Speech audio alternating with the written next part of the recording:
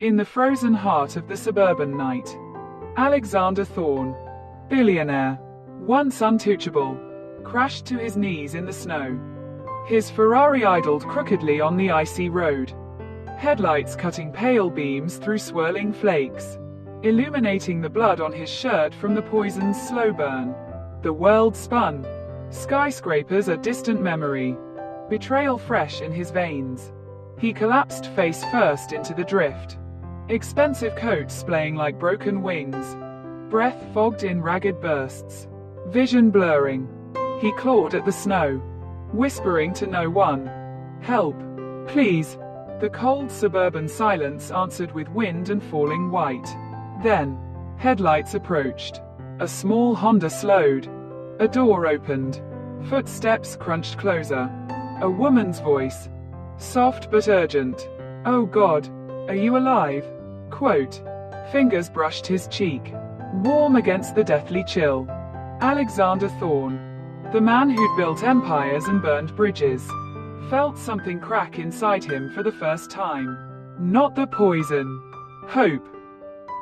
In the glittering skyscrapers of downtown Chicago, where the wind howled like a vengeful ghost through the steel canyons, Alexander Thorne reigned supreme. At 32, he was the epitome of ruthless success. A billionaire tech mogul whose company, Thorne Innovations, dominated the AI landscape. Dangerously handsome, with chiseled features, piercing blue eyes that could freeze a room, and a jawline sharp enough to cut glass.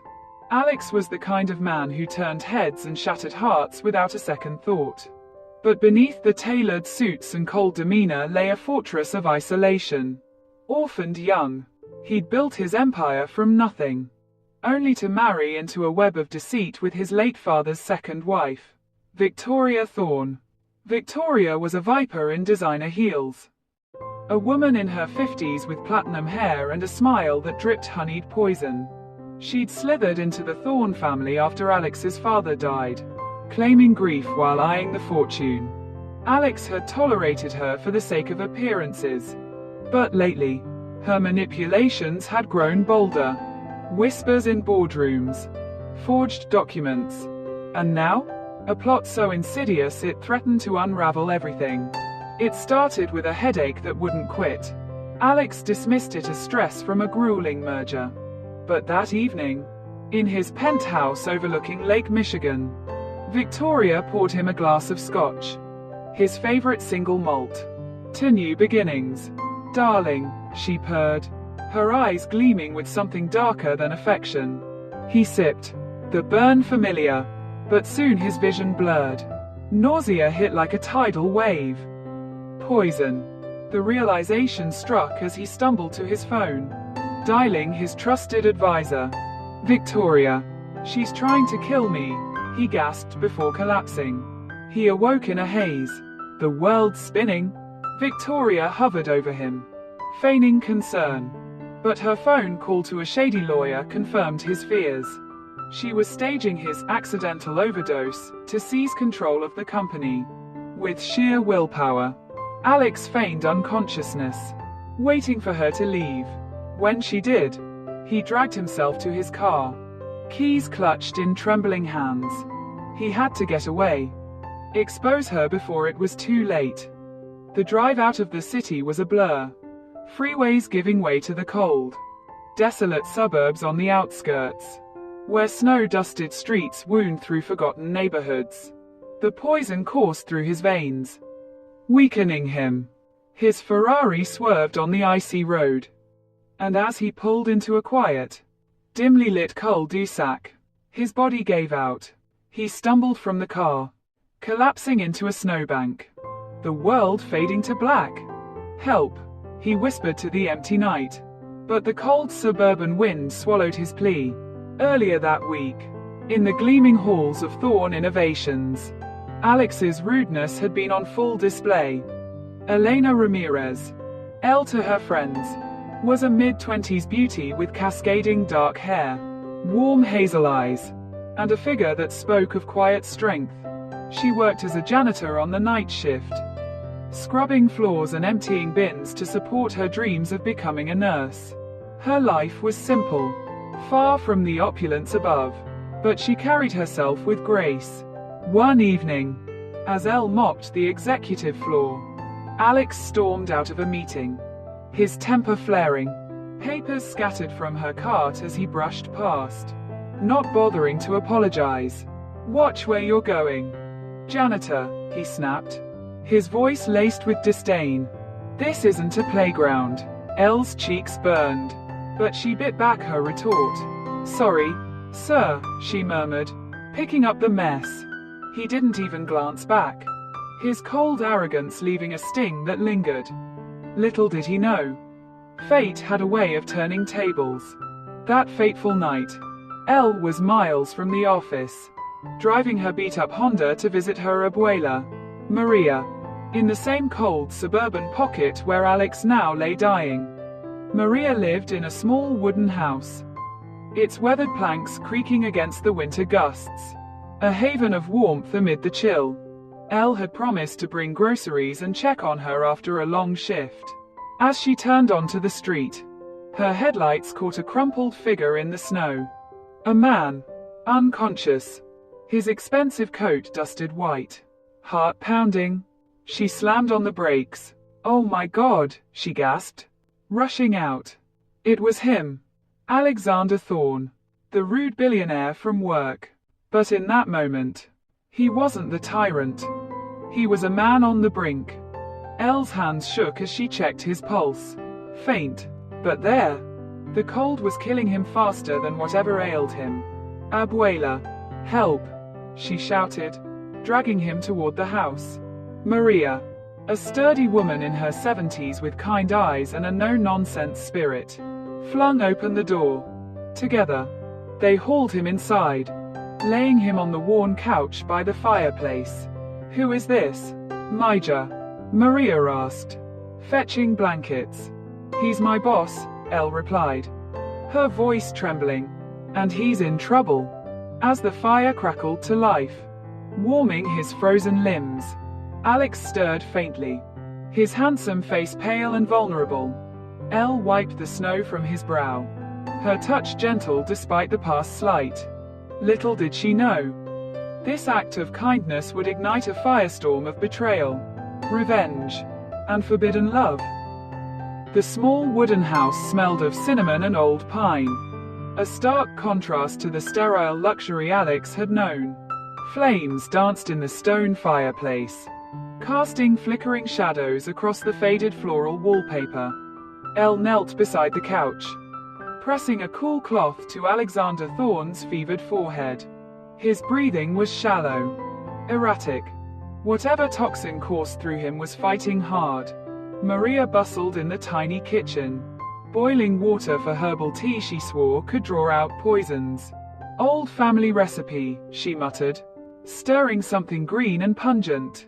Elle studied the man who had once dismissed her like dirt on his polished shoes. Up close, even pale and vulnerable, he was devastatingly handsome. Dark lashes fanned against sharp cheekbones, lips slightly parted. But the cold arrogance she remembered was gone, replaced by something raw and broken. She shouldn't care. He'd been cruel. Yet here she was, heart hammering, refusing to let him die on her abuela's couch. Alex groaned, eyelids fluttering. His hand twitched, fingers brushing hers. For a split second their eyes met, his blue gaze glassy with confusion and pain. "You?" he rasped, voice cracked. "The janitor."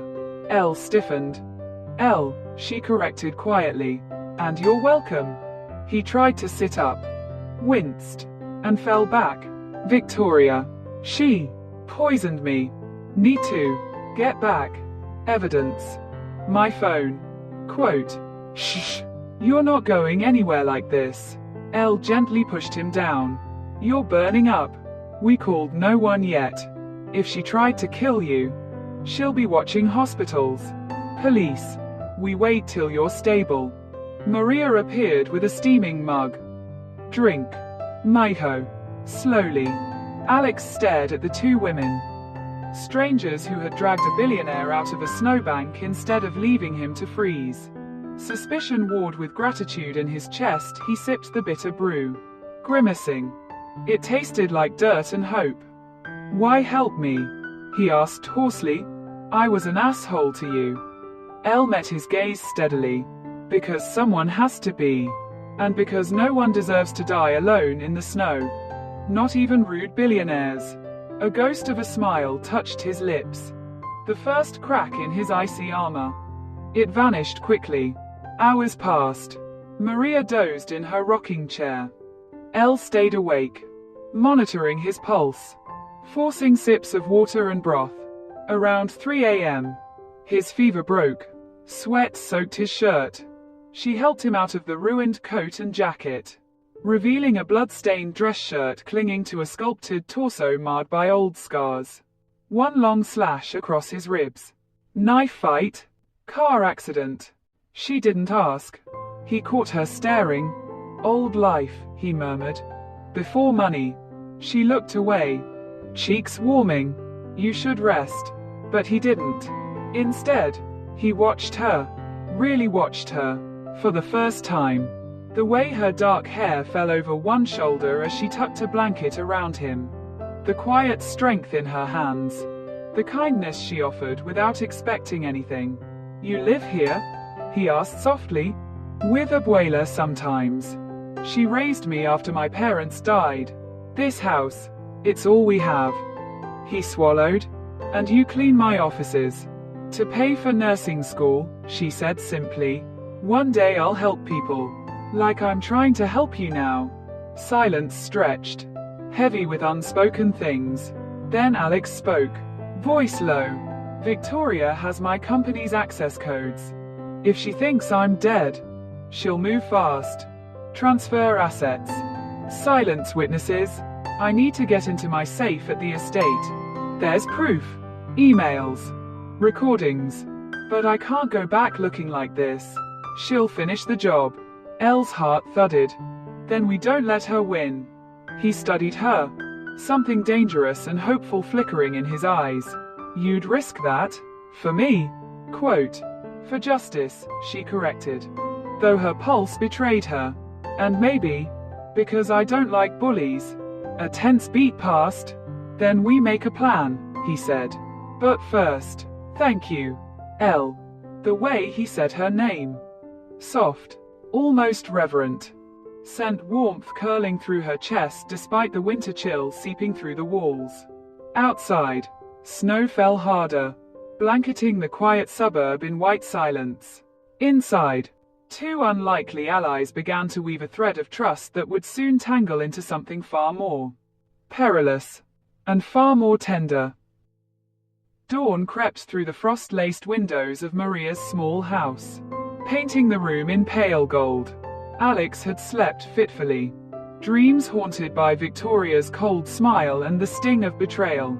He woke to the scent of fresh coffee and the soft clink of dishes. Elle stood at the tiny kitchen counter, pouring 2 mugs, her dark hair tied back in a messy knot, sleeves rolled up. She looked tired but determined. "You're awake," she said, handing him a mug. Their fingers brushed. Electric. Unintentional. She pulled back quickly. Alex sat up slowly, testing his strength. The poison's grip had loosened. Maria's herbs and Elle's care had bought him time. "I feel human again." "Good, because we don't have much time." She sat on the edge of the coffee table, facing him. "Abuela went to the market. She'll bring supplies. Disguises. Burner phones. She's tougher than she looks." He studied her. "You're really doing this. Risking everything for a man who treated you like nothing." Elle's hazel eyes held his without flinching. "I'm doing it because I believe in second chances. And because if Victoria wins, she'll destroy more than your company. She'll destroy lives. I've seen what greed does. My parents lost everything to people like her before the accident that took them." A shadow crossed her face. Alex felt an unfamiliar ache in his chest. "I'm sorry. Don't be. Just don't waste this chance." They spent the morning planning. Alex sketched the layout of his sprawling estate on the outskirts. Security codes. Blind spots. The location of the hidden safe in his study. Victoria would be there. Probably with her lawyer and a private security team she'd hired under the company name. She thinks I'm dead or dying in some ditch. That gives us a window tonight. Before she starts moving assets tomorrow. Elle nodded. We go in quiet. I'll pose as a delivery person. New uniform from the market. You stay hidden until we're inside. Then we grab the evidence and get out. It's dangerous, he warned. She's ruthless. If she catches us, quote, then we don't get caught. Elle's voice was steady, but her hands trembled slightly as she set the mug down. Alex reached out, covering her hand with his. Elle, if anything happens to you because of me, quote. She looked up, breath catching at the intensity in his eyes. For the first time, the cold billionaire wasn't hiding behind walls. Vulnerability flickered there. Raw and real. I'm not afraid, she whispered. Not when it's right. The moment stretched, charged. He leaned closer, drawn by something deeper than gratitude. Their foreheads nearly touched when Maria's key turned in the lock. They sprang apart like guilty teenagers. Maria entered, arms full of bags, eyes twinkling knowingly, planning world domination. Niños. Quote. Something like that. Alex muttered, cheeks faintly flushed. A sight Elle would never forget. As evening fell, snow began again. Heavier this time. They dressed in borrowed clothes. Elle in a nondescript delivery jacket. Alex in dark hoodie and jeans that made him look almost ordinary, though his dangerous handsomeness still bled through. Maria pressed a small silver cross into Elle's palm. For protection. Major. And for him? In the car. Elle's old Honda. Now their unlikely getaway. Tension crackled. Alex gave directions. Voice low.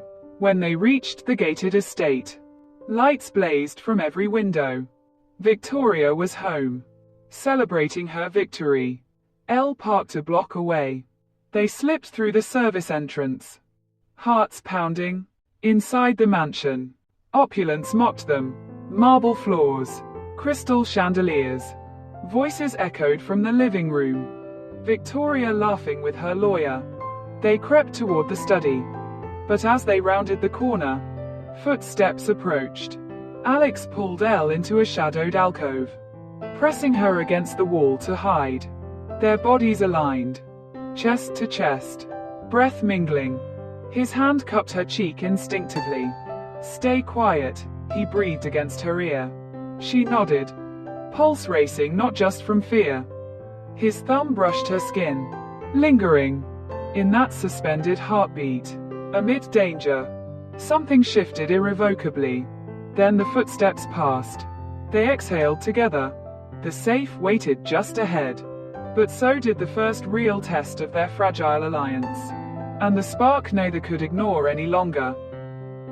The study door clicked shut behind them, sealing Elle and Alex in dim silence. Moonlight sliced through heavy curtains, illuminating the massive oak desk and the wall safe hidden behind a framed portrait of Alex's late father. His hands moved with practiced speed, punching in the code.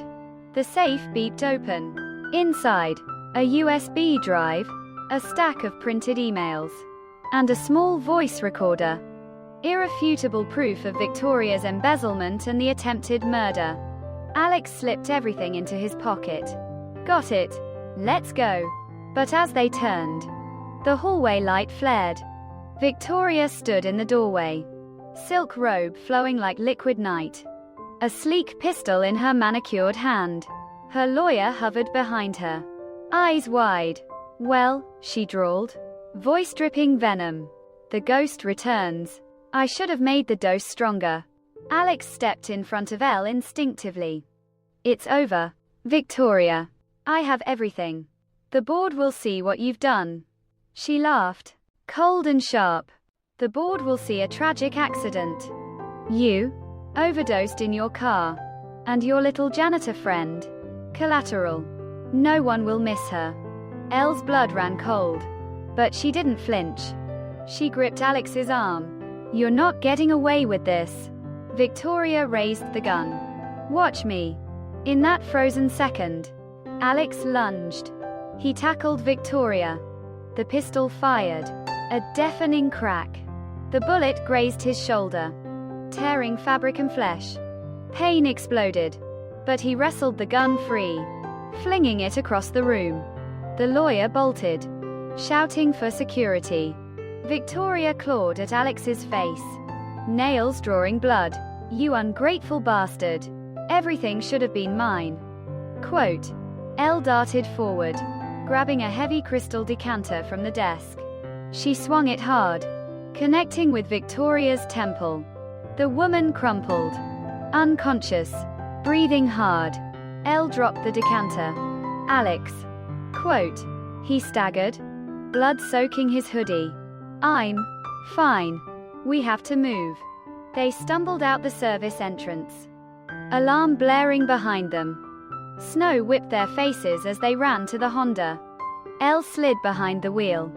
Alex collapsed into the passenger seat, clutching his shoulder. Drive, he gritted out. Back to your abuela's. We'll call my lawyer from there. The real one. Elle floored it. Tires spinning on ice. The estate shrank in the rearview. Silence fell, broken only by their ragged breathing. At a red light, she glanced over. Blood streaked his handsome face. Pain etched deep lines around his eyes. Yet he looked at her like she was the only thing anchoring him. You saved me, he whispered. Again. You saved us both. Her voice cracked. Tears blurred the road. I thought I'd lose you. He reached across the console, fingers threading through hers. Warm, strong despite the wound. You won't? The light turned green. She didn't let go. Back at the wooden house, Maria met them at the door, eyes widening at the blood. She ushered Alex to the couch, fetching the first aid kit. Elle knelt beside him, cutting away his sleeve. The graze was ugly, deep, ragged, but not fatal. As Maria cleaned and bandaged, Alex caught Elle's hand again. Elle, I was wrong. About everything. The way I treated people. The walls I built. Seeing you tonight. Brave. Fierce. I realized I've been half dead long before the poison. She swallowed, throat tight. You don't have to say this. I do. His voice dropped, raw, because when that gun was pointed at you, I understood. I'd burn the world down before I let anything happen to you. Tears slipped down her cheeks. She leaned in, pressing her forehead to his. Then don't burn anything. Just stay. He cupped her face, thumb brushing away a tear.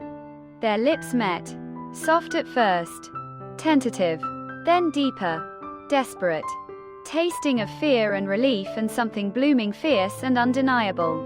When they parted, breathless, his blue eyes shone with quiet wonder. I love you, he said simply. I think I have since the moment you dragged me out of the snow. Elle smiled through tears. Took you long enough. Billionaire. Outside, sirens wailed in the distance. Victoria's empire crumbling.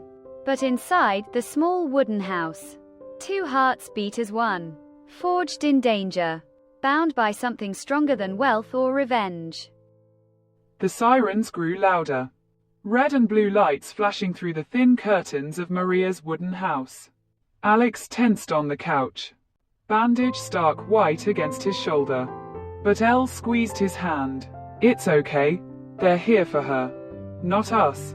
Alex's real lawyer, Marcus, a sharp-eyed man who'd been loyal since the early days, had arrived minutes earlier with two police detectives. The evidence from the safe had been handed over. Timestamps, recordings of Victoria's hushed calls to her accomplices, bank transfers she'd already begun initiating under forged authority. The attempted murder charge was ironclad. Victoria was arrested at the estate. still unconscious when paramedics loaded her onto a stretcher. Her lawyer tried to flee but was caught at the gate. By midnight, the news was already breaking. Silent alerts on Alex's burner phone. Thorn Innovations CEO survives poisoning attempt. Stepmother charged. Inside the house, the fire had died to embers. Maria brewed more tea, pretending not to notice the way Elle and Alex sat close, shoulders touching, fingers still entwined. The adrenaline had faded, leaving raw emotion in its wake. Alex turned to Elle. Voice low. I have to go back. Statements. Press. The board. They'll want to see I'm alive. Elle nodded, though her chest tightened. I know, but I don't want to go alone. He lifted her hand, pressing a kiss to her knuckles. Come with me. Not as the janitor. As you. As mine. Her breath hitched. Alex. I'm not from your world. I clean floors. I live in a wooden house that creaks when the wind blows too hard. You're the only world that matters now. His eyes, those piercing blue eyes that once froze people in place, were soft, pleading. I was cold, empty. You thawed me. You saved me. Body and soul. I don't care about the penthouse or the headlines. I care about waking up tomorrow and seeing you there. Tears welled in Elle's eyes. You really mean that? Quote, more than anything I've ever built. Maria cleared her throat from the kitchen doorway, arms crossed, but her smile was warm. Mija, life doesn't give you many chances to grab happiness with both hands. Don't be foolish. Elle laughed through tears. She leaned in, kissing him softly, slow, sure, tasting of promise. When she pulled back, she whispered, okay, but on one condition. Anything. You treat people better. No more snapping at janitors. Or anyone. He smiled. That rare, genuine smile that transformed his dangerously handsome face into something almost boyish. Deal. Starting with you. Always.